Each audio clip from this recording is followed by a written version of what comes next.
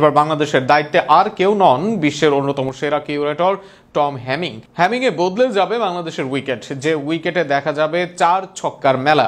হ্যামিংয়ের আগমন ও বাংলাদেশ ক্রিকেটের নতুন অধ্যায় নিয়ে বিস্তারিত থাকছে প্রতিবেদনে।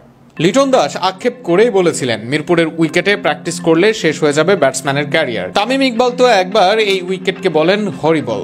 লঙ্কান সিন্ডিকেট গামিনী ডি সিলভা এতদিন ছিলেন এই উইকেটের মাস্টারমাইন্ড। নিজ দেশীয় হাতুড়ি সিংহের আমল থেকেই মিরপুরের উইকেটকে বানিয়েছেন মন্থর। দর্শক মহলে তার নাম পেয়েছে ধান ক্ষেত হিসেবে। সেই ধান ক্ষেতই যেন হতে যাচ্ছে ক্রিকেটের আদর্শ পিচ। ব্যাটসম্যানদের দুঃখ যেন ঘোচার দিন এসেছে। মিরপুরে গামিনী অধ্যায় শেষ, এবার দায়িত্ব টম হ্যামিং এর। এই হ্যামিং এর হাত ধরেই তৈরি হয়েছে লাহোর ইন্টারন্যাশনাল ক্রিকেট ভেন্যুর উইকেট।